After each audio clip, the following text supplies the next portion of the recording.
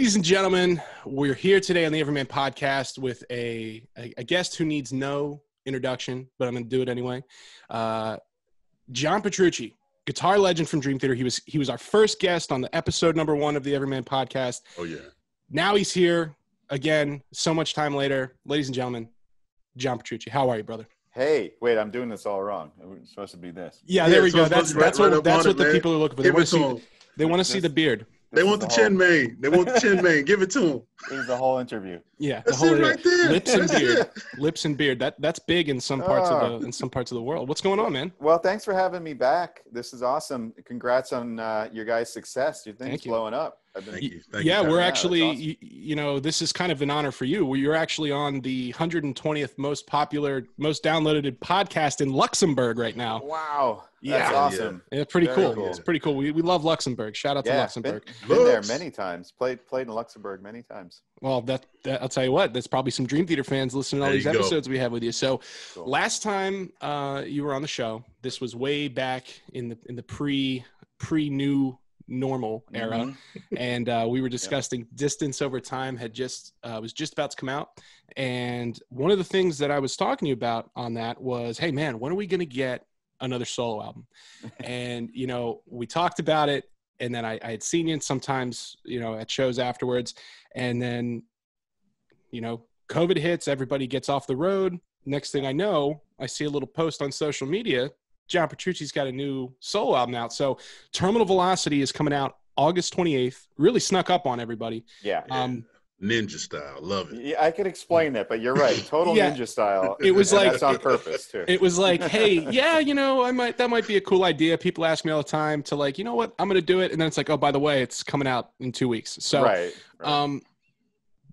Obviously there's so much to talk about with it, and we're gonna get into all that. But what was kind of your reason for doing this? Was it because you had time off? You had nothing better to do? Like, what made you want to do this right now? Right. Well, you mentioned that you asked me about it. You're probably like the millionth person that asked me, when am I doing another solo? So it's like, I knew it's been on my mind for years. I mean, the first one was 15 years ago, I did that one because I needed material to be able to play on the G3 tour the first time Joe asked me back in 2001. And I wrote some songs for it, and then that turned into Suspended Animation.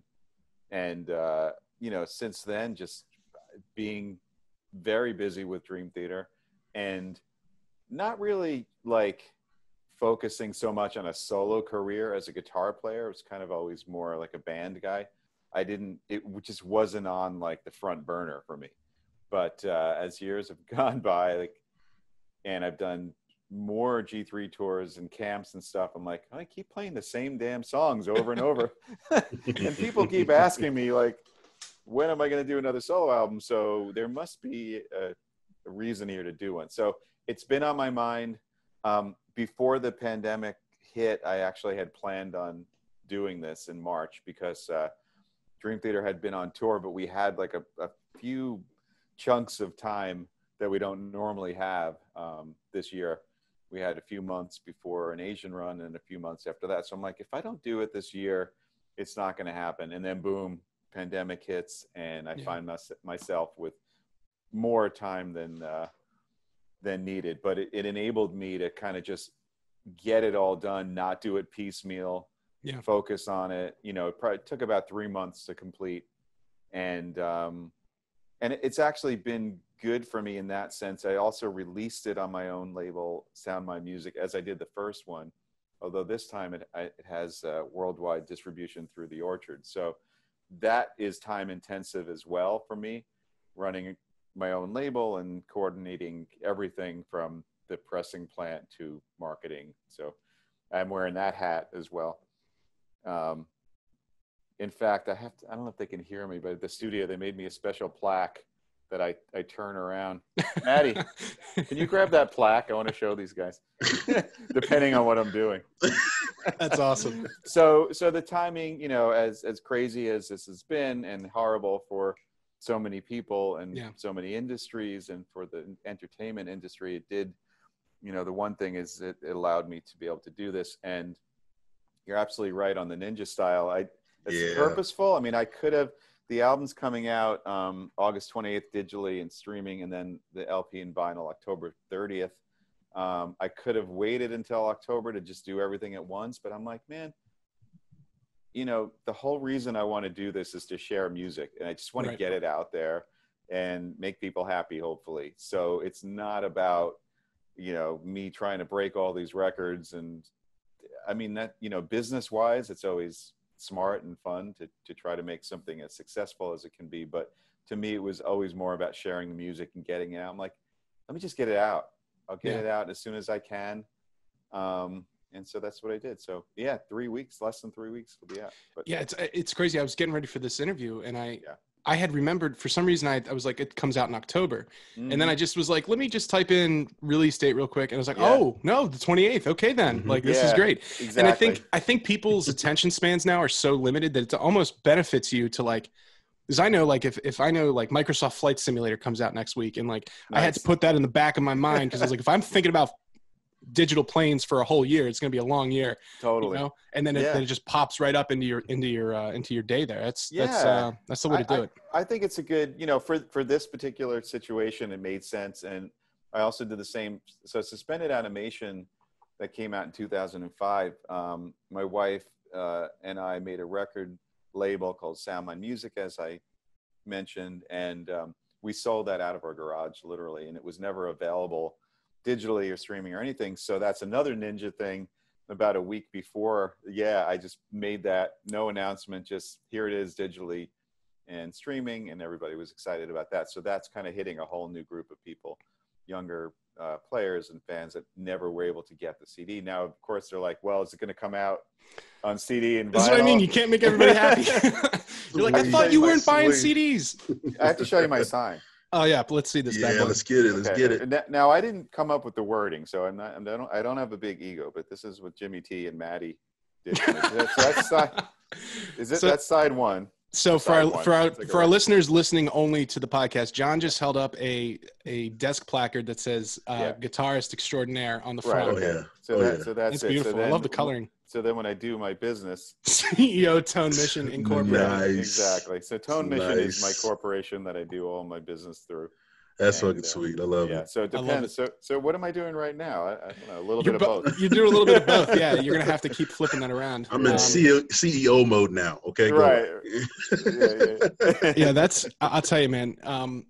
You know, you mentioned Soundmind Records, and one of the things I think is interesting about this whole COVID situation is there's kind of like two camps right now of what I see with kind of my friends that are in the business. Mm-hmm. Is that you either were planning on having this time being off because of your touring schedule, sure, or you just had everything canceled. Right. And what I'm finding, whether it's whatever situation, everybody's kind of responding the same way, in that it takes a few minutes to like let the dust settle and see, okay, what do we have left? And then what can we do? And I know so many people that are working on new music and stuff that's been announced, stuff that hasn't been announced, but starting around December to this time next year, I think there's going to be a lot of art coming out that's because as a result of this, and with Soundmind, it's interesting because like everyone is having to kind of do it DIY, even the mighty Dream Theater and John Petrucci, guitarist extraordinaire. Like you're finding yourself like, okay, wait a minute, I got to get distribution for myself. I got to do this. I got to do that. So like, there's a lot now, that gap between like how you're operating your business and how the Everyman podcast, for example, does our business. Right. We're all kind of doing the same thing now, Sure. And it's almost like I don't want to say it's leveled the playing field, but everybody has to adapt. Whether you're playing like Guns N' Roses and your stadium tour was canceled, or like, you're playing Jimmy's Seafood, it doesn't matter. Right. You're absolutely right. That's the thing about the situation. Everybody is in the same boat. Everybody's in the same situation. Doesn't matter the size of your band or your following or your audience. This affected the world, Yeah. So talking about our own industry, the entertainment industry, you're right, from arena level to club level. And, it's interesting how people sort of handle this. I saw a lot of people go into the mode of really active engagement with fans, right? A lot of people went, like, with all the different services that are out Twitch, there. yep. Yeah, and people that never did that stuff before were all of a sudden really taking advantage of that, and, you know, doing a lot of streaming things and live events and stuff like that. And I've seen a lot of people do that. For me personally, it's not so much my personality or something. Like, I just kind of went into like creative mode. I'm just gonna like go into the studio. That's what I do, and I'm gonna make music, you know. And that made the most sense for me. It was also the most cathartic for me and the most genuine way to approach this. I think, like, if seeing me on Twitch and trying to do all this stuff, just, I don't know, it just wouldn't. It's not your style. Yeah, it's not my style. And then, you know, the other thing is, as far as this release and the DIY, it was definitely a choice because, you know, it's a lot of work to do something that way, but it's also very empowering, and you learn a lot. And even as 53-year-old, you know, who's been doing this forever, you know, I'm learning an immense amount. And I didn't have to do it that way. I mean, there were record deal offers and stuff, but, you know, you start to kind of realize, like, what do I want to do with this? You know, what's my goal with this? Yeah. And to me, like I said, it was kind of like, I want to share the music and I want to have control. So the best way for me to do that is to do it myself. And how, you know, there are different levels of doing that. You know, doing it in the way that I'm doing it through worldwide distribution is, I mean, it's kind of like, it's a little bit more involved, you know, than just kind of putting it out yourself. Right. You know, but it does give me a lot of empowerment and control. And again, my solo career, as great as it's been, and I'm very grateful for the recognition, has not been my main focus as an artist. It's been Dream Theater, you know. Yeah, you've kind of been the shredder in the band, and there's been all these guys that are like touring as shredders. Yeah. And then there's this weird thing that's happened, and I've talked about this with a number of our guests. Over the last like 5 years, instrumental guitar music is like not only popular but cool. Right. How did that happen? I know, it's like, I'm sorry, I was getting made fun of for listening to this in middle school. Right. Now, you know, like a band like Polyphia or Chan or Pliny. Like, I mean, I went to it was a Between the Buried and Me show with Chan, and I forget who the other band was, but I'm looking around at the crowd and I'm like, this is not a normal Between the Buried and Me audience. Where's all the dudes, you know? Right. And then it's like, oh yeah, like I hear my friends, you know, oh, I know who Chan, like young ladies, you know, and stuff, just a whole new audience. And it's like this whole new like party vibe. And one of the things, I'm glad you brought that up, is, you know, the last time you did a solo album, it was like this other genre of music almost, where now it's like, what do you mean John Petrucci doesn't have a solo album? Yeah, like, it's almost like you know, like you've got guys like Tosin Abasi out there. Yeah. And I mean, there's so many, you can't even name them all. But do you feel like you kind of needed to kind of dip your toe into that pool to kind of be like, hey, remember me? You know? Remember me? I've been here. Well, you're right about, you know, noticing that about the scene, and, you know, a big component of that too is social media, and how a lot of people through Instagram and stuff and YouTube have been able to have so much exposure and recognition that wasn't there back in 2005. And so those communities grew incredibly. I don't, you know, I would say no, I didn't feel a need to like, hey, let me join the party. You know, for me, it's just like, I just love playing guitar. It's fun. And, you know, making music is like, I could live in the studio. It's just, I love doing it. Yeah. It's exciting. There's like this, I don't know. It's like doing something live, like a live stream or live performance. Like there's this sense of danger that's like, you know what I mean? That's like kind of in the back of your head. Like, and I guess obviously the more time and money you have to do it, it's not so nervous. I think about my dad telling me like, yeah, we spent $2,000 on tape back in 1970. And like, we only had like X amount of tape. And it was like, you either got it done or you didn't. And there was like that excitement to it. Absolutely. Yeah. I mean, things have changed immensely since then, but yeah. And I remember many Dream Theater records were done on tape, and it was a whole different situation. You know, I regarding the question you asked before, I definitely, in doing this and releasing this solo album, I definitely had to do a little bit of catch up, as far as like I said, I never really promoted my solo career that much. So it's funny, like my video that's on YouTube for the first single, it's like I didn't have a YouTube channel like a month ago. And I noticed that. Somebody made a comment. I don't know. I read something that's like, why does John only have so and so, many subscribers? And I'm just thinking to myself, I never had like all these things that should have been in place. I don't know, a few weeks ago, just opened a merch store, for the first time. Last night I was showing my fiance the Terminal Velocity video, and I'm like, I said that, I was like, 21,000 subscribers. This can't be like, this must be a fan page or something. And I'm like, no, that's never it. Had one. I never had one. So it's, it's funny. So again, learning curve, and it's exciting to tackle something like that. And, to an extent, like I said, I don't think I would be comfortable doing some of the more interactive stuff that a lot of people are doing necessarily, but there's certain things that you need to have in place. Mm-hmm. And so, a little bit of catch up work, but it's all fun.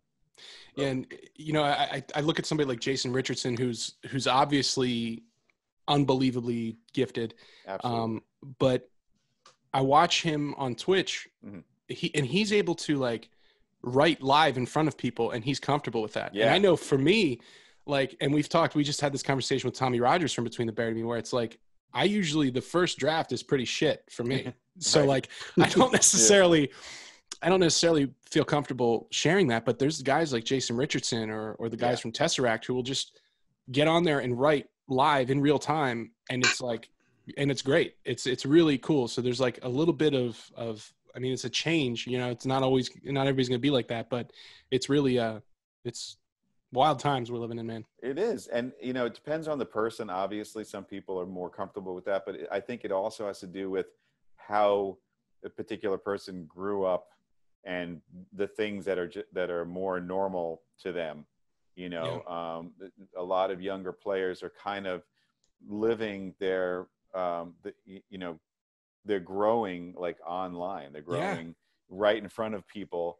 And so posting things, that are just rough or on the spot or whatever, spontaneous, it's just like they've been doing that. That's how they they don't know any, they don't know any different. And people that, maybe are used to or not used to that, and have kind of, more old school and stuff. It's like you don't want people to see that, Right. So depends on how you grew up, and it's probably just more of a sign of like the younger generation and having like everything that you're doing kind of be out there at all times and being comfortable with that. It's just different. Yeah. I mean, but ultimately I think it's going to change how fans expect music, to be. I mean, you think about like Def Leppard mm-hmm. and how they were like, you know what, we're going to write the perfect album. Yeah. And they were like the first guys to do that, to like spend whatever it was 4 years on that album and like making everything completely mathematically perfect. Right. To whereas now it's like, we're kind of going back to more of like let's just rip it and see what happens. It's cool. Yeah, it is cool. I think the only danger, it's something that I see that young musicians need to watch out for a little bit, is that it definitely is like a uniqueness that comes doing things a certain way as opposed to doing things the way everybody else is doing it. Right. And I find a lot of times if I scroll through whatever, some of the social media, and I see some guys like one after the next, and I can't differentiate the sound of the guitar or the style, the production, it kind of all just blends. That's probably not a good thing, because it's the people that sort of stand out, that are unique. Mm-hmm. Those are the ones that catch everybody's attention. Well, and I'm just a dumb old drummer here, but I see a lot of that with, once the Axe effects started to get, it went from being like this thing that only a few people had to like everybody has some sort of guitar modeling processor now, either physical, like a hardware unit, or like something in their computer and in their DAW. And you know, the rise of the bedroom guitarist kind of thing that's happened. And it's spilled out in a lot of really cool creative ways. Like you look at Periphery, for example, how they've spun that off into like a whole, they're almost like their own Marvel universe now. Yeah, exactly. Like, it's really amazing. You know, so I think it's like, ooh, and I remember being a kid and being like, oh, I like that sound. And then I used to have to go figure out, okay, I got to get these pedals and do this and get these cymbals and heads. Yeah. Now it's like, I can just use Get Good drums and sound exactly like Matt Halpern. And I don't have to like, you know, so there, I see the desire of that, but there's like that. I joke with my guitar players all the time. Like, you guys are, do you not know the tone you're searching for because you're constantly looking for new gear? And they're like, you don't understand. It's, you know, it's an evolving journey. I'm like, no, I get it. But like, I feel like you just don't know what you want. That's the only reason, you know, but you know what I mean? I do. And you bring up a really good point. First of all, the X-Fex is an awesome piece of gear, and it definitely revolutionized the way people are able to do things, not only at home, but on the road as well.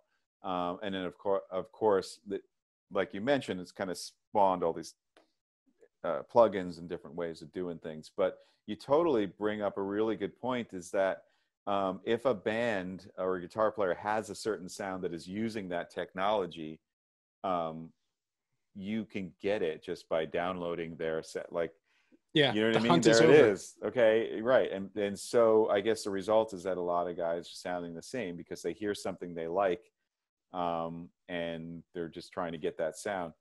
I mean, they're able to get that sound because there it is. Like, download this, plug it in. The same way that when I want to watch Seinfeld, I just go to Hulu. You know, like, just get it. It's what do you mean? There's no DVDs anymore. There's none of that. Right. So, I'm sorry. Were you could I ask a question, JP? Just because I think this is pretty fascinating. I talk to players. I talk to athletes, and they always talk about the importance of finding their own voice. Sure. Is that similar? In like with music, with you and going to your creative bunker instead of kind of going along with this new ways of doing things to where you could sound exactly the same. Like how do you find your own tone? I guess that would be the. Yeah. No, it's a great question. How do you? I mean, it's been something that's been going on for a while with me. But I'm personally a fan of more organic ways of doing that. So I've been fortunate enough over the years to have developed signature gear with the gear companies that I use and love and grew up with. Like, I have a Mesa Boogie amp that has my name on it. I've been playing Boogie since I was like 17. It's like surreal.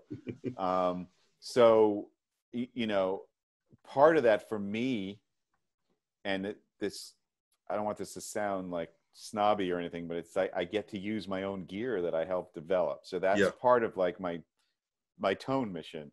There you go. Right? Is developing this sound and having actually my own gear that I helped to create to be able to do that. But my approach, even with that gear, even with my Music Man guitars and Boogie and everything, is that it's definitely organic. I mean, I've said this many times. I plug the guitar right into the amp and we mic it up. It's all old school as far as that's concerned. And I think the result, as good and brilliant and innovative as all the other technology is that's out there, by doing it the way I'm talking about, you get this dynamic sort of sound that's just, I don't know, it can't be replicated. It can almost be replicated. It's close, but it can't, as far as I'm concerned. And some of that's also a taste thing. Some of that's like what you grew up with. Yeah. And that's what I grew up with. And so that's what I search for and go for. So you'll hear on my new record, you're going to hear that kind of organic, natural sound. I mean, to me, it's like the tone you're talking about, it's like my beard, like look at that. This, like, I want my tone to be like your face is right up to the Yeah, speaker. And I love it. You know what I mean? Yeah, That's what I'm looking for. Maybe you could get a room mic in your beard, and then we could kind of hear. We could kind of hear the tone reverb off your just the beard. bristles just all over the thing. Oh, wow. Give like a nice dryness to it. You know what I mean? It'd be really scary if you heard voices in there. Hey, you might. all the kids are searching for JP's bristle tone. Like, oh, right. Oh God, I gotta get it. We need it. Well, the funny thing, John, is, I'm not trying to turn this into the old Everyman tug fest here, but and this is partially because I'm just such a Dream Theater person, but like I'll listen to some guitar player. Mm-hmm. Like any of the newer guitar player, and I'll hear something. I'm like, man, this kid must have listened to as much Dream Theater as I did growing up. And then I'll like type it in. I'm like looking up something about Lacrosse, and I'm like, oh, yep, sure enough, they're all huge Dream Theater fans. And it's like you've become kind of like a create a character type. And I mean, what I mean by that is like, is it like a brawler? Is it a wrestler? Is it a kickboxer? Right. It's like it's a John Petrucci class guitar player, and like you can look at, and I think that's the same effect that Eddie Van Halen had on young people in the 80s. A lot of my friends that are older, that they tell me like what it was like hearing that all of a sudden being like, holy shit, this is the new standard. And I think you have become kind of like you've transcended. We talked about this last time, like there's country guys that play your guitar, there's metal guys that play your guitar, and you've become like an inspiration type that so many people, I can hear your influence on them. I think that's something that's kind of special about music, that it's different. Like when you read you're reading a novel, you don't go, this reminds me of Tolkien. He must, like it doesn't. There's not like a direct correlation. Maybe I'm just an idiot. I don't know. No, I appreciate you saying that. That's really nice of you. I mean, somebody like Eddie Van Halen was so innovative, and when he came out, you were just like, what the hell? Yeah, is that? I think for myself, I've said this many times, and when developing gear or playing or talking about music or teaching, I kind of come from a place where I don't know, it's like I feel like the things that I go for or desire in instruments or in sound are in common with a lot of other people. Like when it's like, well, why didn't I think of that? Like, yeah, that just makes sense. So there's sort of just like typical things that I do and think about that other people just say, yeah, that makes sense to me. Yeah, I'll do it like that. Yeah. Right. This should have been that way. But like from my perspective, I've talked about this before. It's like it's not coming from a place that's so overthought or you're just being you. Yeah, just like doing my thing, and it turns out that it's me. I don't know, maybe it's just like so right down the center where people are like, yeah, that makes sense. Right. know? Well, that's like the car steering wheel should be this size. Yeah, this makes sense. It's kind of like that. And even with the way that I approach guitar playing and theory and stuff like that, it's not, I was talking to my wife about this. It's like I learned before I went to Berkeley, I learned the Berkeley scales out of the book and the William Levitt book. And I'm like, okay, I know the scales. This makes sense. Everything just kind of comes from that. Yep. And that's like, hasn't changed. And all the stuff that I do as a guitar player stemmed from that first realization that, oh, these are scales. Everything is in there, chords, arpeggios, modes, it's all there. Just like different. You just got to get it's the like book. Taco Bell, like it's all the ingredients and just you change up. They're all the same. Like what else can I make with this grade Z beef and cheese? Yeah. So it's, I mean, that's just my approach. It's kind of, I see things, I think, in a way that's kind of clear, that gets to the point. Like, oh, okay, that's how it makes sense to me. And unfortunately, other people relate to that and say, yeah, I see that too. And that seems to be what's happened. So Yeah, that's amazing.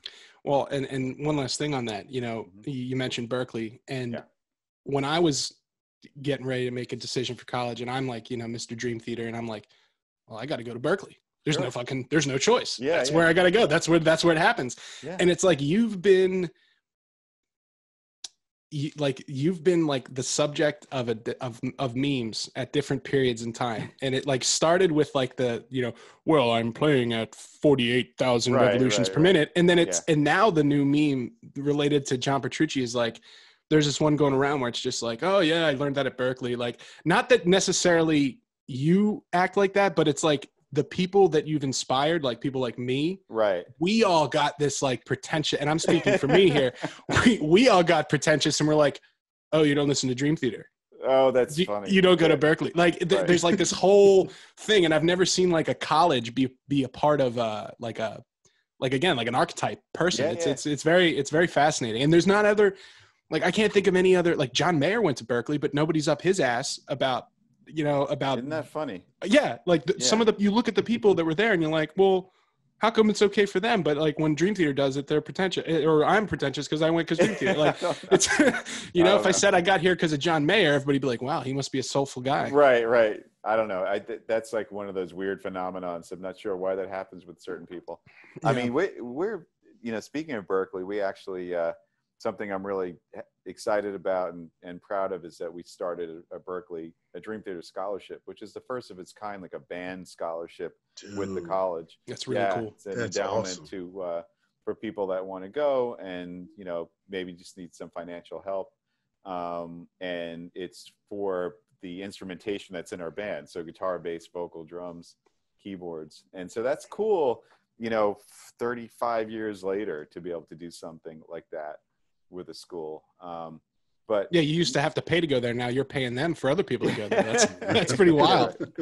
But I have to, like, the stuff that you're talking about that kind of has contributed to whatever my persona is, even though I'm just the same guy, right? I can't give myself credit for it, because it's like stuff out there that people do, with these different memes and stuff. And like you said, the voiceover thing. And I just find it just really hysterical and entertaining. And there's some good ones. It's so funny. And, but even like little things like you hiking like having your guitar up like a class, it's like, he must like Dream Theater, that's like, you could tell. It's a whole thing. Yeah. You're a whole personality type. So, all right. Now, obviously, the elephant in the room here, I'm not talking about myself. I wanted to give all the don't laugh too hard at that, John. Hey, I'm one of the rare people that managed to lose weight during the coronavirus. I was gonna say, you're looking good, man. Thanks, man. I appreciate it. We're gonna talk about your guns here in a second. Like John Cena right now, Jay. I'm telling you, this guy's Brother Jay, you know what I'm saying? Absolutely. Oh man, I'm gonna take that and replay that in my sleep tonight. So I'm like, I didn't work out this morning. Yeah, you better catch up, brother. Better catch up.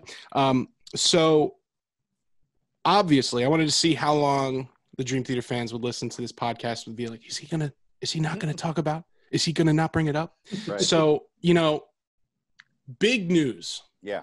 And I'm going to just go ahead and preface this with, you've already made it clear Mike Portnoy is not coming back to Dream Theater. He's working with you on the solo stuff, and you get to live in the best of both worlds where you have these two phenomenal drummers. Now, obviously, we're friends with Mike Mangini. We love Mike. We talk to him all the time. He's been on the show. I truly love that man. He's wonderful. Yeah. And it must be incredible to know that, like, hey, I can kind of like have my cake and eat it too here. So Mike Portnoy is on Terminal Velocity doing the drums. Now, if I recall correct, the last piece of music that you guys put out together was actually not a regular Dream Theater, but it was Raw Dog, the God of War soundtrack, right? That was like the last one. I don't even know. Is that accurate? Well, according to me, it's accurate, because I went back and I looked, and I'm like, well, this came out after the. I'm like, so this. Yeah, that was right after Black Clouds and Silver Linings, and that summer when that album or that game came out. Right. And I always liked, first of all, Raw Dog is my favorite Dream Theater title. Nice. So I always love that. I always love that song. And I was listening to it today, driving around, and now, you know, Portnoy's back, and I'm listening to the single, and it's like I'm hearing all of the things that inspired a 15-year-old Justin Vigil. Oh, that's cool. You know, and like hearing it now, and you know, what's that like? So tell our audience, like, what's going on there? How did this kind of happen, and how do you feel about it? Yeah. So you know, just preferencing. What's the word? Preference. Preferencing.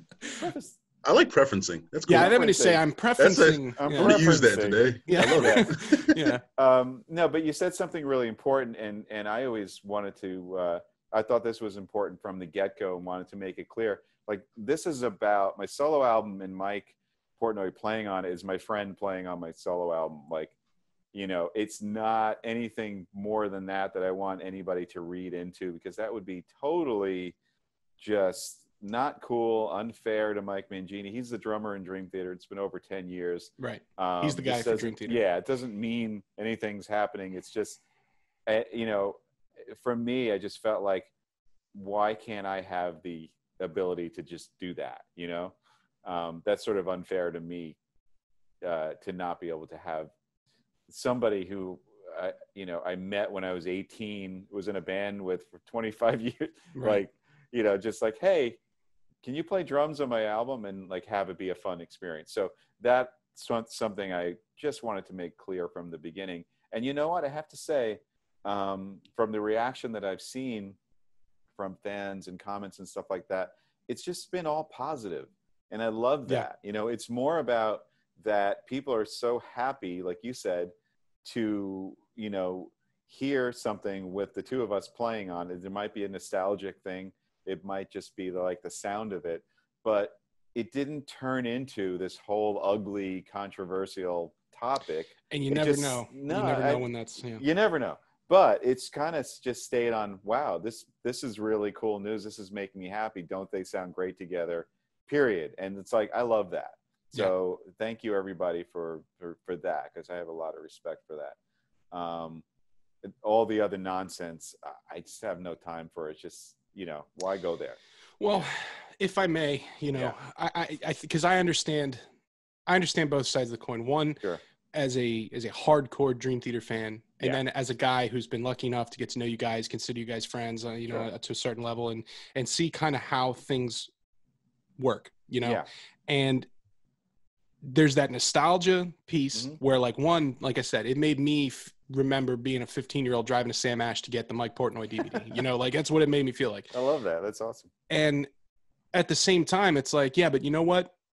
I also hear this and I'm thinking, man, how would Mangini play this? You know, because now it's like, I've got this taste for, I got a taste for Mangini, you know, like, so there's, and I get, and even, you know, we got tagged in a few comments on a Mike Portnoy post. Like 3 different people were like, hey, when's Mike Portnoy coming on the Everyman podcast? And I was like, whoa, like that. So when things like that blows my mind that we're, you know, but nobody was like, no, I didn't get any comments that were like, oh, what are they, is there going to be a feud now? It's right. Like everybody was like, oh, wow, this is cool. I'd love to see what they have to say there, you know? And and like I said, it's like the elephant in the room. Obviously people have passion and fond memories of that time.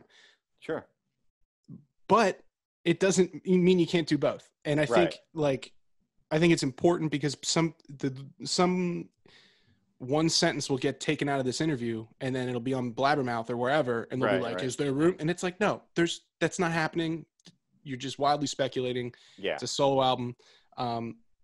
Now I heard you saying you didn't really get to write it with him. So you did the programming and then you sent him the programming and then he learned it. Did you guys track together? Yeah. So let me explain how I made this record. And just to preface all this too, when I did my first solo album, and actually Mike and Dave LaRue toured with me on G3 early on. Yep. When I first did that. But when it came time to record the music for Suspended Animation, I purposely didn't use Mike. I wanted to use a drummer that was not in Dream Theater to do because I wanted to keep my solo album just separate, just me, you know, trio, no guests, no members of Dream Theater, no vocals, not even use the same artist for the cover, you know? And so fast forward to the Terminal Velocity, I did the same thing. You know, now Mike Portnoy isn't the drummer in Dream Theater, so I could use him. If I used Mike Mangini, which Mike would have done a fantastic job as well, and I toured with G3 with Mike, so we actually played some of these songs before as well. Which I got a chance to see. It was excellent. Right. It would have, you know, then I would have been using the drummer in Dream Theater on my album. So it's like kind of my own OCD. Like I can't do that. I have to use I don't eat breakfast after 11, man. I get it.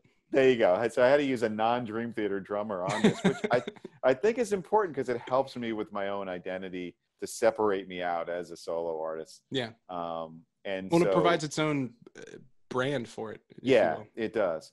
And so the way I did this is for 2 months, I constructed the record in the Dream Theater headquarters with my engineer, Jimmy T, and basically, you know, wrote and recorded all of what would be the final guitars for the entire album. And as I was writing and tracking the guitars, I'd play a little bass. Jimmy T's a bass player, he'd play bass. We'd program drums, mostly him because he's a really good programmer. And by the time we were done after 2 months, I mean, the songs were done. You know, technically I could have released them that way. The drum programming sounded really good and the bass playing was pretty good, but it wasn't what, you know, it wasn't the level that it could be at. So all that music was written. Dave LaRue lives in Florida. He tracked the bass down in his studio. He didn't come up, unfortunately. But Mike was able to come up to the studio and spend about a week, about 6 days. I sent him the music beforehand. You know, he ingested it, charted it, came in, and he played to my tracks.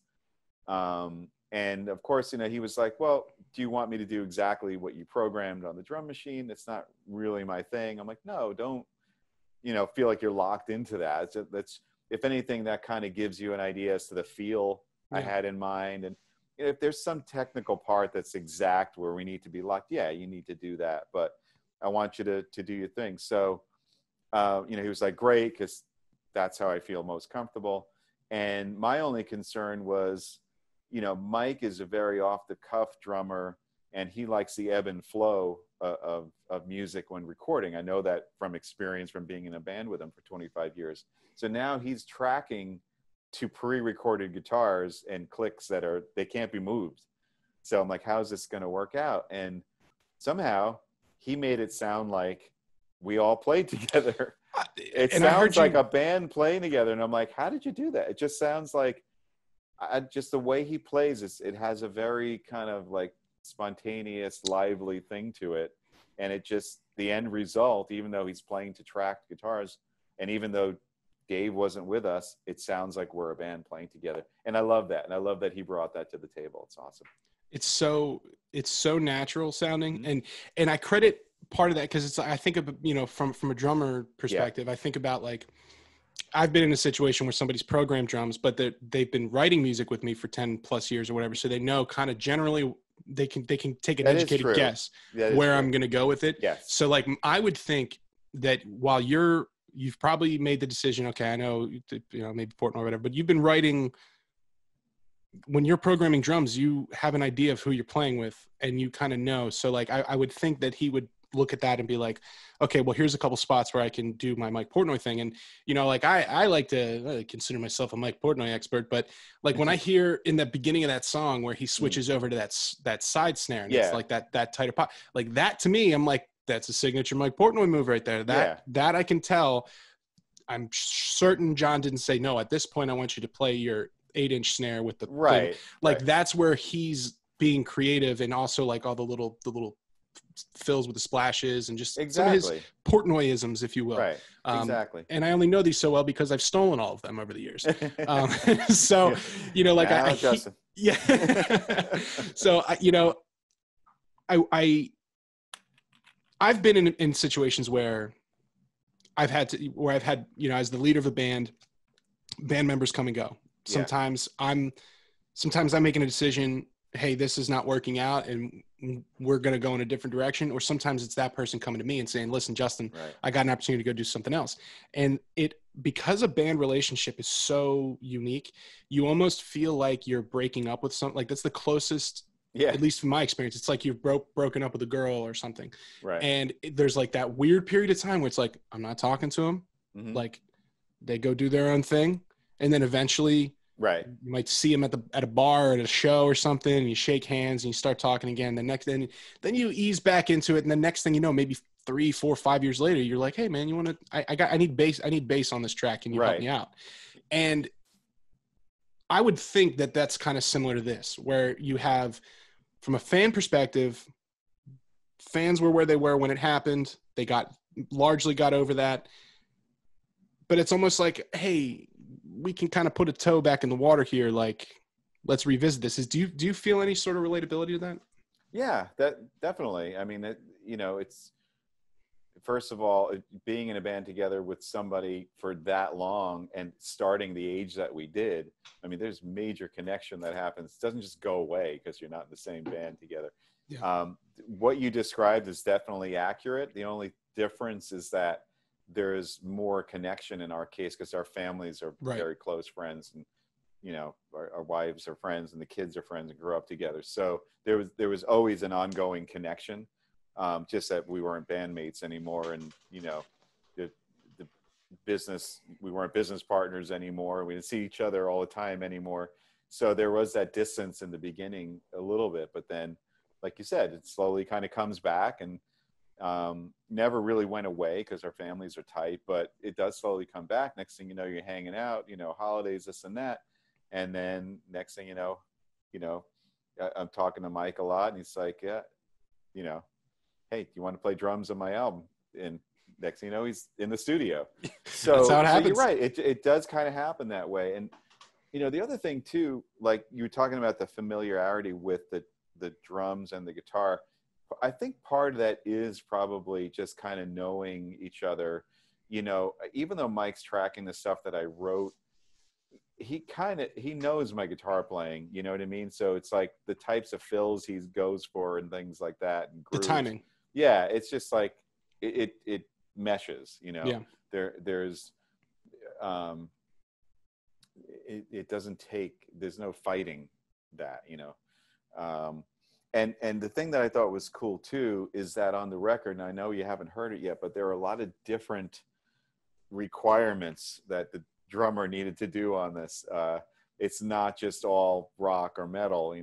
There's blues, there's shuffle, there's Latin, there's shuffle. Yeah, there's lots of different things. Did you make Portnoy do the Purdy shuffle?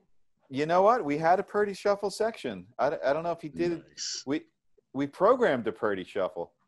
To all you young musicians listening to this right now, and you don't know what the Purdy shuffle is, I'm giving you permission to go ahead and pause this podcast and open up a new window and type in Purdy shuffle on YouTube and prepare to be amazed at it looks like a simple groove, but it is not. Freaking awesome. It's funny. Jimmy T actually analyzed it and programmed it, and I was like, that sounds really good. How'd you do that? But anyway, that's hard to do. Yeah, there's even like a I don't know what you would, I don't know if it's like a bossa, I don't know the specific Latin groove, and there's double bass stuff. My point is he had to bring a lot of different things to the table, and he just did it all. Like, okay, go, and he's just playing and just all these different styles seamlessly. And, just did a great job. Just made me smile. And so just having him on it, I think helped bring it to the next level. Yeah, I can only imagine. Well, and same goes with Dave. Sorry to interrupt you. Same goes with Dave LaRue, who's just he's such a monster, phenomenal musician, and can do all that stuff, in his sleep. So it's like if we're doing jazz, blues, or rock or metal or shuffle or whatever it is, or swing or bossa, like Dave can do all that. You're not fighting. Mm-hmm. Like anybody, let's say, like they don't understand what the section requires. It's like, yeah, I know how to do this. Go. Well, he to me seems like the ideal bassist for a trio. Yeah. When I saw you got G3 a couple years ago in Philly, it was you and Mangini and LaRue. And I just remember being blown away by, because when you have music that's got two guitars in the studio, and obviously your rhythm guitars in the background, but then when you get there live and you hear the solo, it's like Rage Against the Machine is like a perfect example of that. It's great, and then you're like, Tom Morello starts doing his thing, and you're like, well, I'm missing something. I don't know quite what it is, but then you're like, oh, that's the rhythm. Right. But that doesn't happen with him because he fills up so much of that space behind you, and it's it perfectly complements you, and he's locked in with the drums. It's I was, like I said, I was totally blown away when I saw him live, and then when I was listening to it with my dad over the weekend, the single, and he's like, man, who's this on bass? I was like, Dave LaRue. Gotta check him out, man. He's the real deal. Absolutely. It's awesome. Yeah, he's great. So yeah, obviously, looking forward to Terminal Velocity. Comes out August 28th. I wanted to hit on a few other things beyond that. Yep. And one of the things, you can give me a quick yes or no. You don't have to beat the dead horse here. Did I see correctly that the 8-string is finally coming? Yeah. So that's something we are definitely working on. And I'll have more news about it. I know I've said this before, that we're working on it. Yeah. Things have changed in the world for everybody. So, it's like scheduling of what we planned on doing has changed. So, but it is something, I had in my mind, kind of was thinking for Distance Over Time writing period that I'd have something and kind of bring that into the studio. But it looks like that it's going to be for the next record.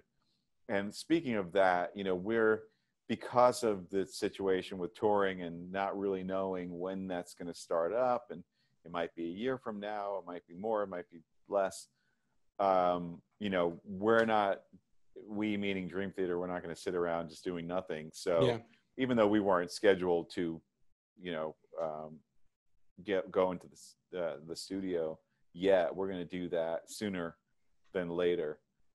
So by the time we do that, I should have an 8. And my plan, I've said this before, but when we did Awake, and I got a 7-string for the first time, and I put it on and started playing, and we wrote The Mirror, and it was just fresh. Love that. Yep. That's what I want for an 8. I just want to get one, open it up, new experience. Man, even if it's a prototype that Music Man does, and just with the guys start writing and see what happens.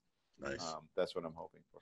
Well, I would think with my experience with Ernie Ball and those wonderful guys there, that everybody realizes that there's a humongous demand now for 8-string guitars. And specifically, like I said before, the JP models have become kind of like the standard tool for any, like you see somebody playing that guitar and you're like, man, that guy must be good. He's got the rig. Right. And I would think that you wouldn't want to put out, not that you would ever put a bad thing out intentionally, but you would want to make this thing specifically so perfect to what everybody needs for an 8-string, so that when this thing comes out, not only is it perfect for you, but everybody, I predict it will be like overnight, it'll be the number 1 8-string, because now it's what everybody wants. Like they just want an 8-string Petrucci, Right. So I can't wait to see how many people are going to be whomping away with it, And you're going to have people doing Meshuggah covers with a John Petrucci. I can't wait.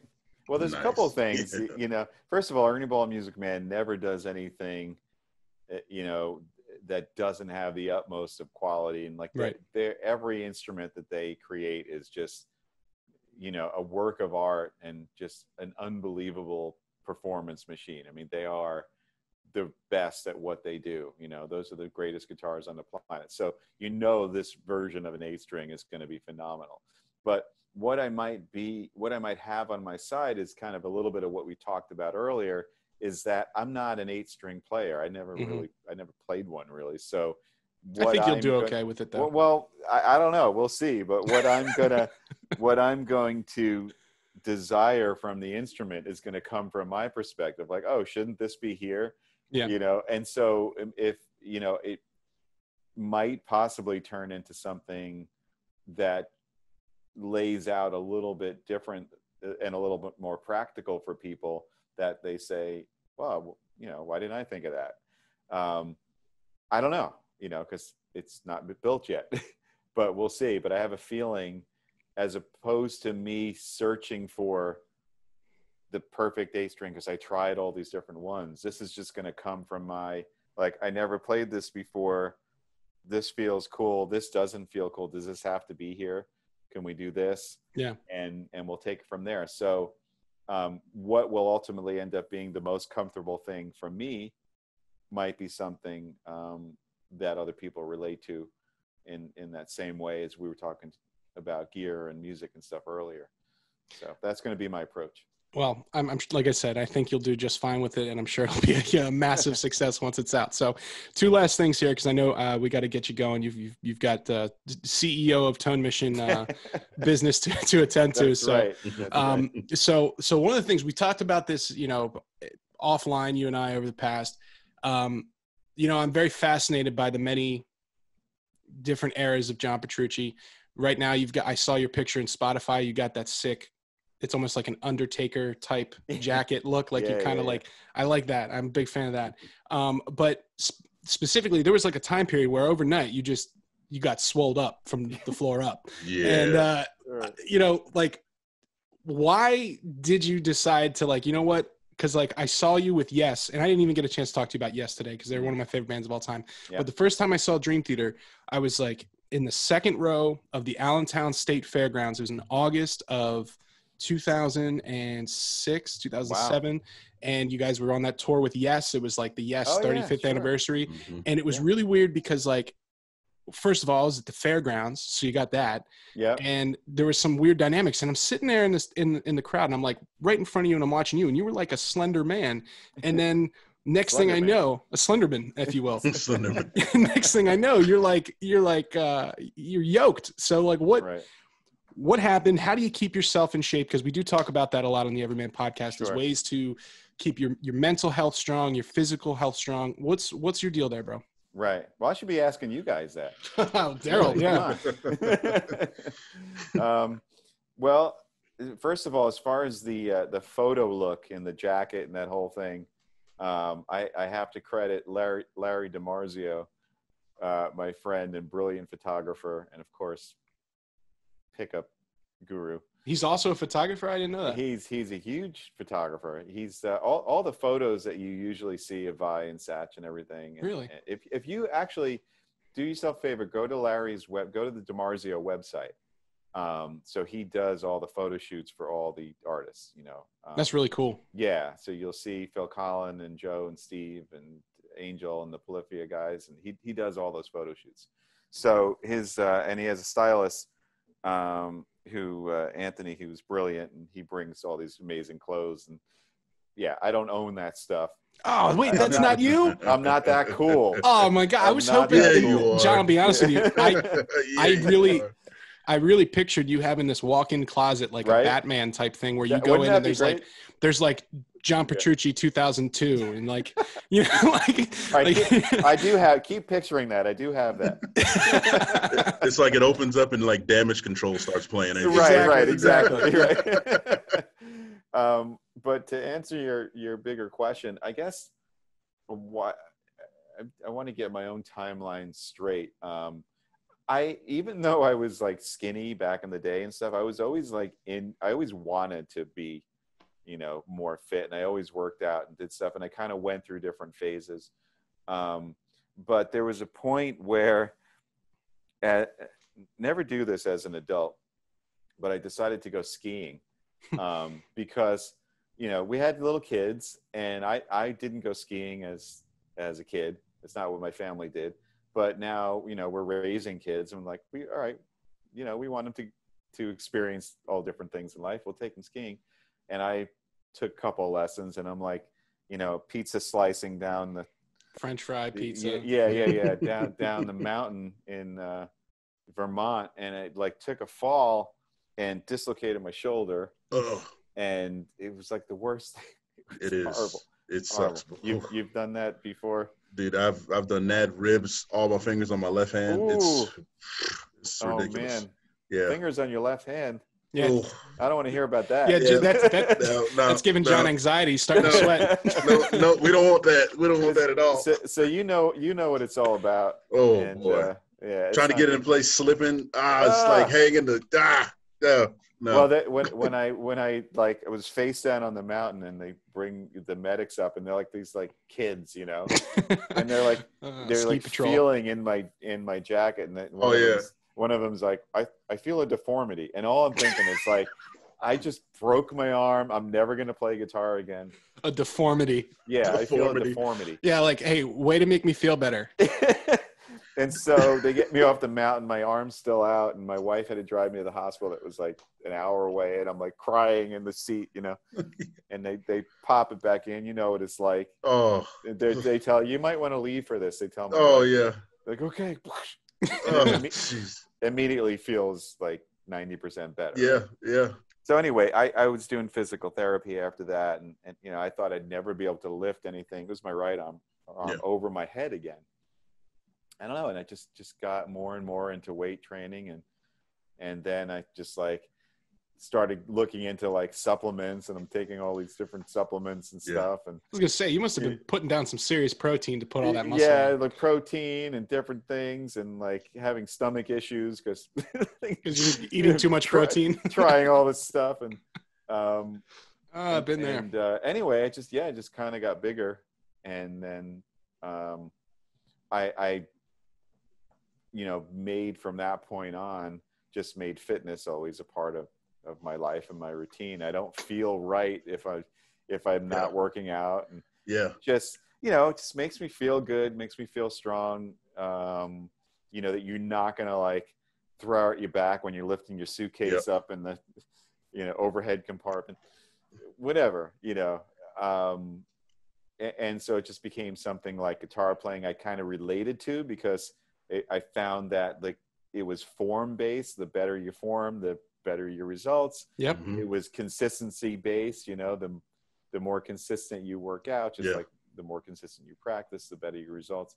And so it just related to it, and I haven't looked back. And you know, I've gone through stages and phases. I was bigger. You know, I trimmed down, I dieted, whatever. But whatever I do, except for this morning, Justin. Yeah. Except for this morning. Yeah. I, you know, even during the pandemic, thankfully, I know not a lot of people have this, but we have a home gym, and so I've been able to keep up the workouts. And you know, it's weird. Like when I don't, the other thing, people don't talk about this a lot, and maybe you guys relate to this too, is that it's a super anxiety dissipator. And I find, you know, with all the stuff going on in life and how busy I am, if I go through periods where I'm not able to get workouts in or whatever, don't you feel more like just kind of tense and on edge and anxious? Dude, it's like the ultimate focus medium. Like, because once you go in, you can just kind of like throw yourself to it. I was telling my wife about this last night, and I missed working out this morning and even yesterday, and I usually go 4 or 5 times a week. Yeah. And my wife was like, you know what, babe? Like, are you feeling okay? I was like, I gotta get in the gym. I gotta get this. You know, it's just like one of those things. You know. Totally. Yeah. And it's, you know, it's like that for me with guitar playing too. You know, it's like it sounds funny, but there's 2 things I have to accomplish if I have to work out and practice in a day. And you're not always able to do that. I'm not I'm not fooling myself. But it's like, what if I do that for some reason? I had a complete day and I can do anything else. If I don't do it, I'm like, damn, never worked out. It's that extra energy. It's like you've got to get it out. And when you get used to getting that energy out, and then you stop, you realize like, wait, I should be like, I have capacity. It's like my battery is at 100, but I'm only using 40 of it. And it's like, you've got to get that extra out. And I think people don't realize how much can be, you know, the benefits of doing those simple things. Like even if you just bust out a couple push-ups or whatever, you know, it helps get you in that zone. That's and I've learned that too, that the excuse of I don't have time, no, it's bro. not an excuse. No I've done those 20-minute work. It's like you can get a lot done, you know, and you feel better. And then the other thing to point out too, as a musician, you know, maybe it's different as a football player. Like you might not have the same concerns about your hands and stuff like that. Maybe you do. I don't want to make an assumption, but like I've done things where I've injured myself and I'm like, okay, I'll never do that again. Yeah. You know what I mean? Like I'm a guitar player first, so I got to make sure I can't, like, I remember doing like close grip bench presses. Like, I'm like, oh, this sounds supposed to be good for your triceps. And I'm like, oh crap, like Yep. Yeah. you know, Yeah. and it's like hurt my wrist. I'm like, I'm never doing that. But so, you know what? Yeah. You know what, JP? Like it's like even with PT, even after an injury, or just now that like you kind of have to have that mentality. Like, okay, I have to get to the gym. You know, like for me, I have to run and I have to lift. And guys are like, dude, like you're freaking like you're gonna be 40 soon. Like, why are you still doing that? You're not playing the game. I'm like, dude, like if I don't do it, nothing will go right. Like, and that's the thing. Even like with PT, like specifically, you said like the close grip, close grip bench. Yeah. It's the small movements, man, that when you go to like physical therapy, you realize that are so much more important than the big ones. Yes. You know what I mean? Like if somebody told me like that, like, all right, if I did these wrist strengthening exercises, or if I put this 4-pound ball in between my legs and squeezed when I did leg extensions, I would have never torn my ACL. I'd have been like, you mother. Right. Why things would have been useful. I'm like, why am I going to California to pay this dude thousands of dollars and he can't tell me how to stay on the field longer? Like, right. Wow. Yeah. Yeah, it's crazy. And it's like, I don't know if you're the same way too, you guys, but like, I'm super, maybe to like a fault, I'm so conscious of like my body and things that like aren't right, especially when I'm playing guitar and I have that thing on and I'm like, oh shit, why does my pinky hurt? Like, what did I do? Dude, this is like stupid little things, this is going to be a problem later. This is going to be a problem. I shouldn't have lifted that, you know, I whatever, like I shouldn't have turned that can opener that like tweaked my wrist. Like I get all paranoid. I remember we had right before we went and did our record with Jamie King, we had like a little band bowling trip. Like, all right, let's all rally up, you know, go off for a couple weeks. So I'm standing there, okay, I'm holding this 15-pound ball, like an asshole, up in the air like this, and I've got my hands in it, and I'm like, you know, and then something I lost my balance or something, and then all of a sudden, like, it went forward, but I was able to catch it, and I was looking at my bass player at the time, and like in like 1.2 seconds, it was all almost over. You know, like it was my right hand 2 days before, and then I dropped it, and he was like, and I'm like, and then I just put it down, and that was it, and I was like, totally not doing this ever again. Can't do it because you just I want to have fun, and then you're like, oh wait, I need my hands. We've had some band and crew bowling outings, and I won't do it. You know, I go and hang out. Competitive, and you start. Then next thing you know, you throw your elbow. Mangini, he'll do it, and he's super competitive. And I bet he's super good at it too. He's great at it. You know, John. Actually, there was the funniest bowling moment, and I'll do like, you know, stupidly, and of course everybody gets it on video, under the legs to roll it. You know, so I don't hurt myself. But so John Mayung will never like participate in stuff like that, but he'll go and he'll hang out in the back and he'll eat and everything. And I don't know how they prompted him to like bowl, you know, and he goes up there, and, you know, if you don't know John, like he's always, no matter where he is and what the temperature is and what we're doing, wearing all black leather jacket, black boots, like it could be, you know, 90 degrees out. Oh yeah. And so he's in the bowling alley dressed like that. They call him up and he's like, all right, I'll do it. And he just throws the bowling ball, and it was like slow motion walking away from an explosion. He doesn't even look. He just turns around and walks back, and it's a strike. I believe it. And the whole place is like, just like drops the mic. John Mayung would be able to do that, you know? Yeah. And it probably did he respond at all to the praise? He didn't like, he didn't high five anybody. He didn't, like, you know, he maybe had a little smirk, and then that was about it. He went back to the back.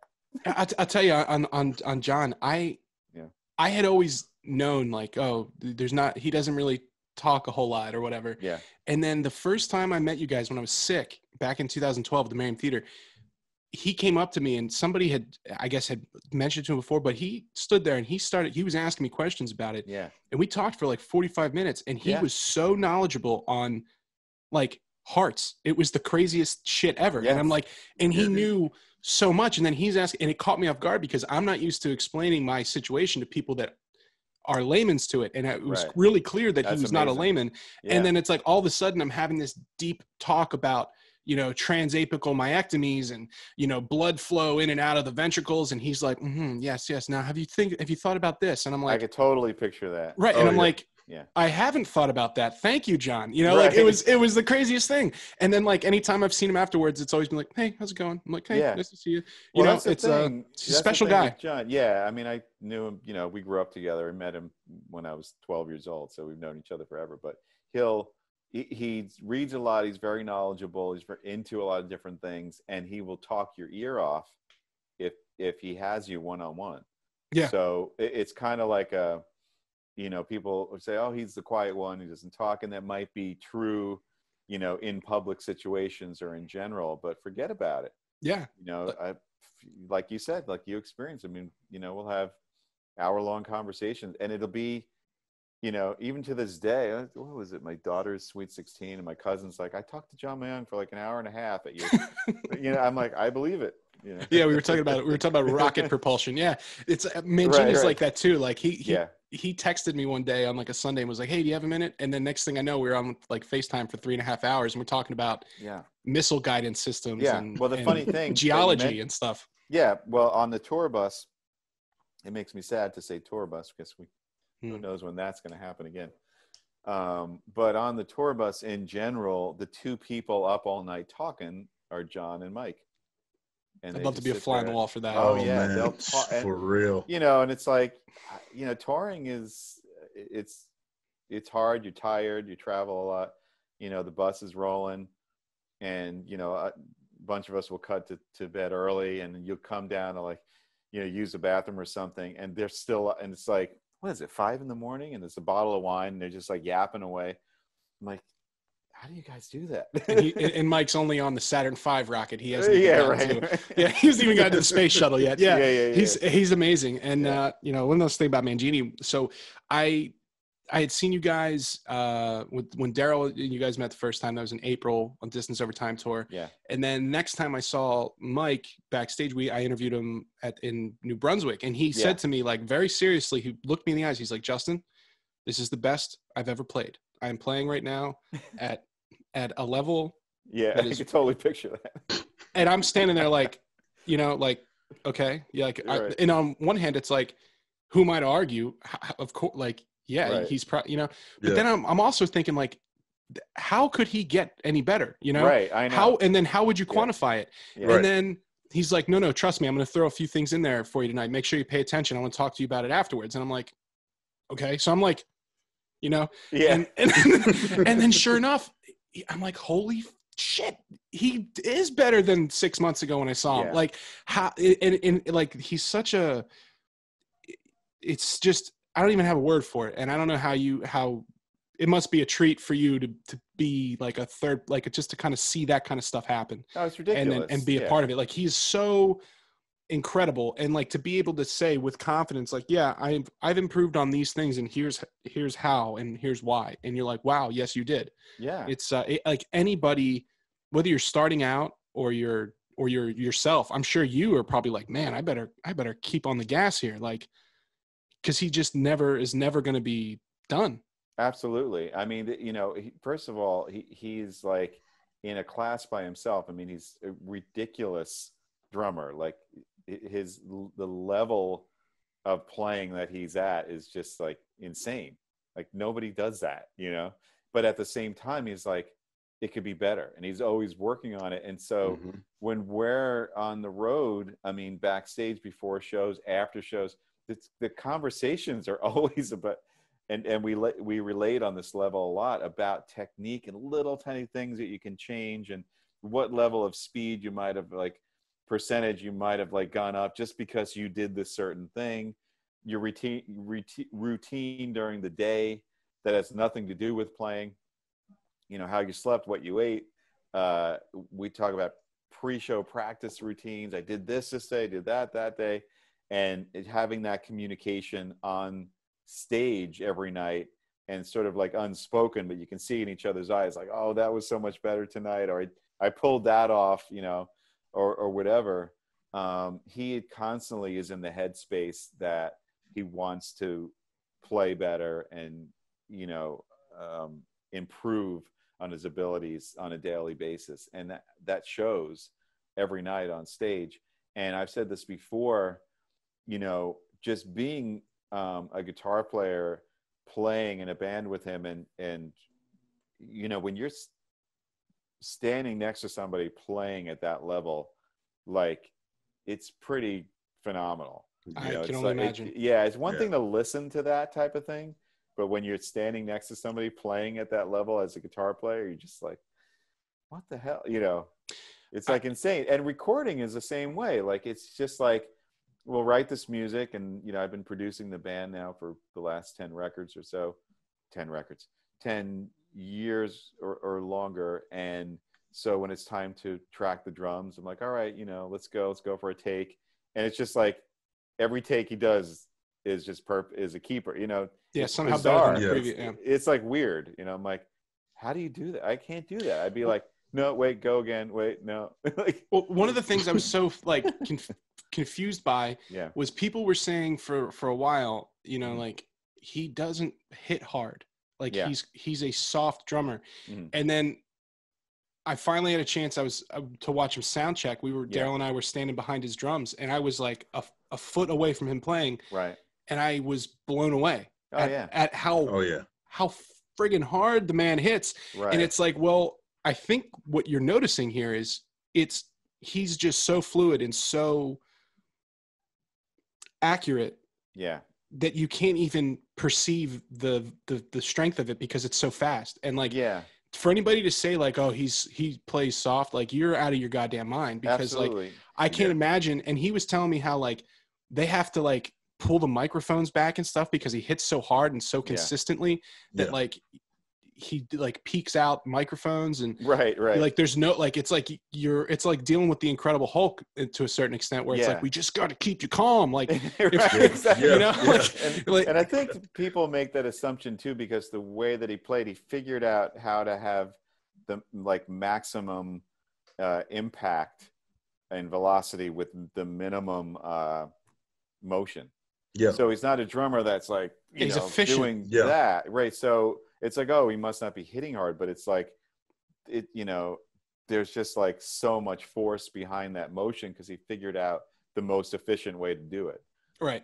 And he's so funny. He's like, I'm putting my feet through the kick drum every night, you know, like he's just like really into it, you know. It's like, that's a big thing that he's into, but it's phenomenal. Like I said, you know, it's like, I get the privilege of playing with Mike every night and, you know, recording, and now, you know, being in a band together for 10 years. And I mean, how many Dream Theater records have we done together?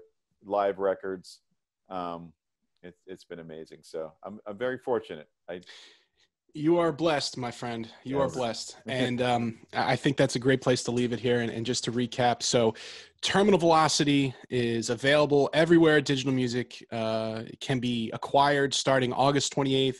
The vinyl is coming out in October, so you can stay tuned to John Petrucci's fresh new YouTube page. Let's get you, and the CD. Yes. Let's get some subscribers on that YouTube channel.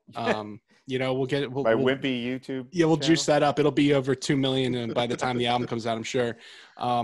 But John, seriously, man, you know, this has been an awesome conversation. Thank you for coming back on the Everyman podcast. I feel like we went through a ton of stuff here. We got into some stuff that maybe people may not have heard before. You know, just appreciate it. Be well, stay healthy. I'm going to be keeping an eye on everything. And hopefully when all this stuff's over, Daryl and I can't wait to see you guys again. Oh, absolutely. Yeah, I know. Me too. This was great, you guys. Thank you so much. And again, congratulations with all your success. I love seeing that. Thank you. And thank you. I appreciate the support as always, and the love. And I'm going to end like this. That's what we want. Yeah, get that beard on there. There we go. Okay. Get that beard on there. That's it. Thank you, John. All right, Justin. Right there. I'll see you guys.